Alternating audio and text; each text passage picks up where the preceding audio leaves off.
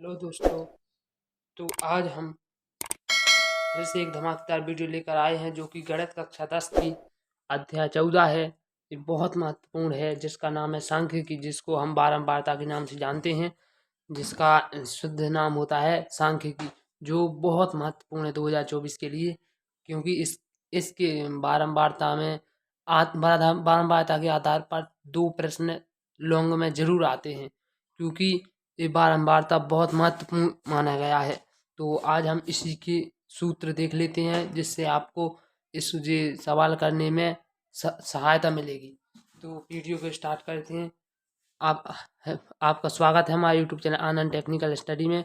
तो आज हम कक्षा 10 अध्याय 14 गणित का सांख्यिकी नाम से इसका नाम है, उसके कुछ सूत्र देखेंगे जो कि बहुत महत्वपूर्ण है।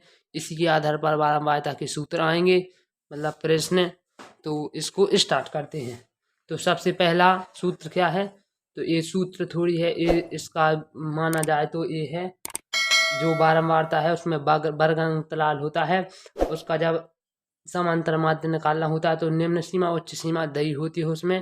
तो उसी के आधार पर ये वर्ग अंतराल है। तो वर्ग अंतराल 10 से 20, जैसे कि मैं आपको बता दूं, जैसे ए दिया है वर्ग अंतराल, जैसे ए प्रश्न है तो इसमें 0 से 20 तक दिया है, तो मतलब कि 0 हो गई निम्न सीमा और 20 हो गई उच्च सीमा।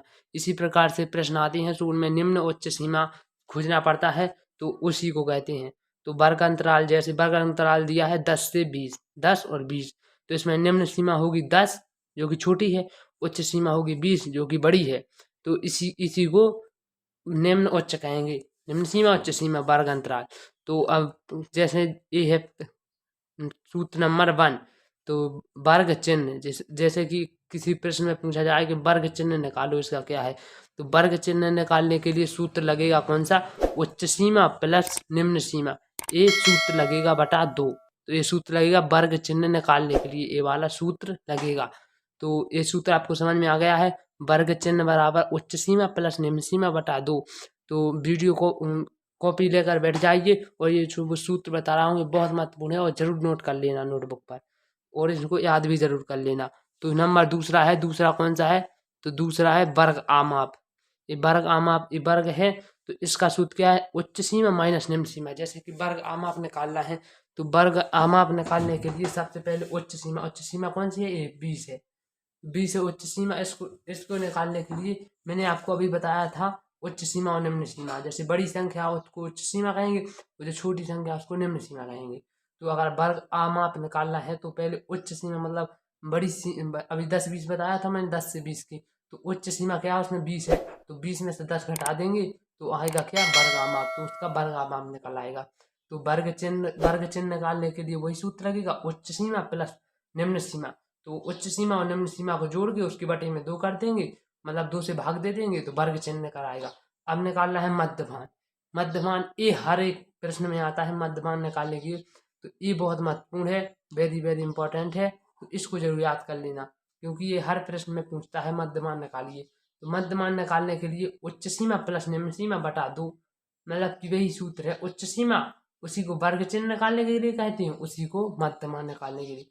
तो उच्च सीमा प्लस निम्न सीमा बटा 2, तो 2 से भाग देंगे दोनों को जोड़ के, तो मध्यमान निकल आएगा। अब जैसे कि ये सूत्र दिया है, जब पद अवगीकृत हो तो समांतर माध्य, मतलब अवगीकृत मतलब बढ़ते क्रम में हो, तो उसका समांतर माध्य निकालने के लिए सूत्र लगेगा सिग्मा एक्स बटा एन। सिग्मा एक्स बटा एन, इसके क्वेश्चन कराऊंगा मैं, जो उस पर आप देख लेना, ये सूत्र लगेगा तो आपको अच्छे से समझ में आ जाएगा। लेकिन आप सूत्र जरूर याद कर लें। ये जो चिन्ह बना है ये क्या है? सिग्मा है, क्योंकि ये लिखा है ऐसा ऐसा बना है, मतलब उल्टा ई, तो इसको सिग्मा कहते हैं। तो जिसको हिंदी में क्या कहते हैं? पदों का योग बटे पदों की संख्या।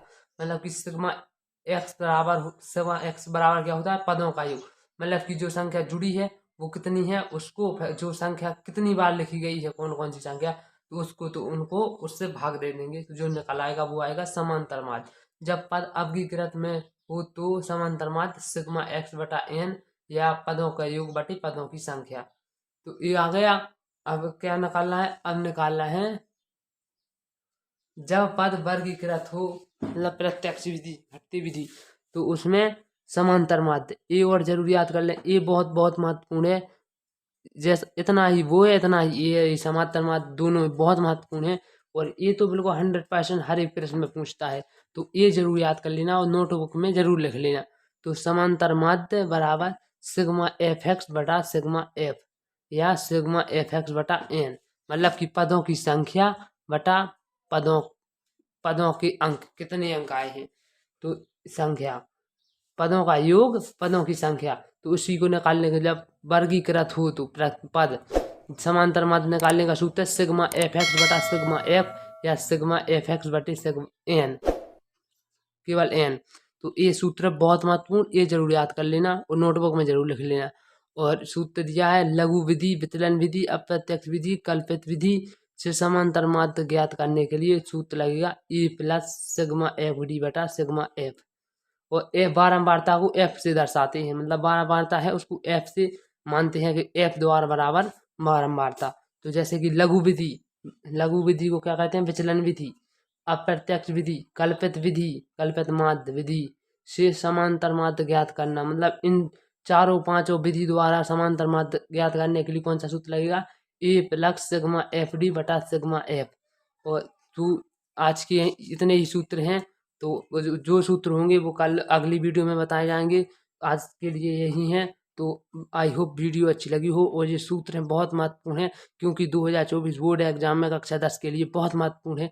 इसमें से 10 नंबर के जरूर आते हैं बारंबारता में से, क्योंकि हर बार आते हैं। तो आई होप वीडियो अच्छी लगी होगी। वीडियो अच्छी लगी हो तो लाइक शेयर एंड सब्सक्राइब जरूर करें। मिलते हैं अगली वीडियो के लिए, तब तक के लिए जय हिंद जय भारत।